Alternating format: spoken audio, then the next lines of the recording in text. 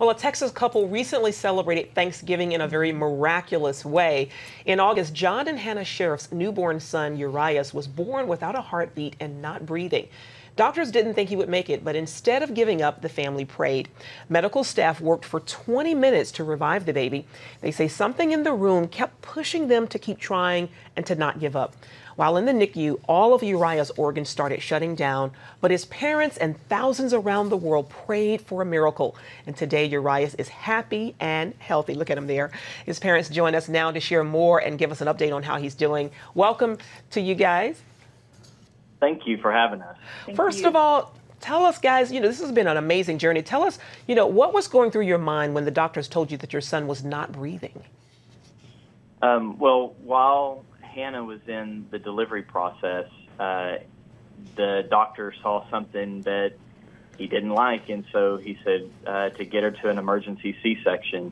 And so they wheeled her out of the delivery room and into the operating room. And by the time I get in there, they're just taking him out, and I could see that it was not a normal delivery. He was blue, and they began to work on resuscitating him. That's when I knew that things were really bad, and they started calling in new doctors and nurses, and so it was only after the fact that we knew how bad it was. But I watched them spend more than 10, 15 minutes resuscitating him. And for me, I couldn't see all this happening, but my husband, Jacob, was standing over my shoulder, obviously, and his eyes told the whole story. I knew that when we didn't hear Uriah's cry, that things were not right. And immediately, Jacob and I began praying just in the Spirit. And in my mind, I just kept asking the Lord, I need your peace, because right now I can't do anything. I can't get off this table and save my son. And so I began just crying out to the Lord for peace just within myself. And Jacob, you are a pastor and you've seen people healed. Was there any doubt that it would happen for your son? Well, that's a hard question. Is there doubt? Well, that's what prayer for me is that in that moment of fear and terror, the first was to fight fear, because I'm not going to be able to fight from a position of faith while I'm still afraid. And so we both prayed against fear, and then from that posture, immediately we began to stand on God's promises. What are some of the things you were praying? What are some of the promises that you were reciting to the Lord during that time? What was your prayer like?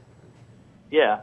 Well, my wife and I, we've given our life to the Lord, to the church, and to the scriptures. And so we've spent a lifetime putting the word of God in us. And so we stood immediately, Psalm 27, the Lord is my light, my salvation, whom shall I fear? The Lord is the stronghold of my life, of whom shall I be afraid? Psalm 34, that I sought the Lord and he answered me, delivered me from all my fears. And then immediately you start bringing back Jesus' words. If two or more agree on earth as touching anything, it shall be done for you. He said, speak to the mountain. Wow. And if you don't doubt in your heart, it shall be moved, and you will have what you say. So we began to speak over our son, God's promises of healing. And I love all of the biblical names of your family, Jacob, Hannah. Tell us the meaning of Uriah's name, and how is he doing right now? Yeah, we have 5 kids, and Urias was our 5th. And so during the pregnancy, we just began to pray about what is his life going to be like, because we believe when we name our children, it's speaking something over them. And we have every other vowel in all of our other 4 kids except you. So we began to just see, is there a you name that says something we want to speak over him? And Urias means the Lord is my light, or the light of Yahweh, or the light of God. And so we wanted to speak over him, and we knew this, I don't know, halfway through Hannah's pregnancy. We named him that, and we started speaking that over him, that his life's going to be a light. And we didn't realize that would happen so soon from his birth and the first 3 months of life. What an amazing testimony. Hannah, you were saying? Yes, I was going to say that he's just doing so well, that He just looks into our eyes smiling. That's probably my favorite thing right now, and just where he's developing.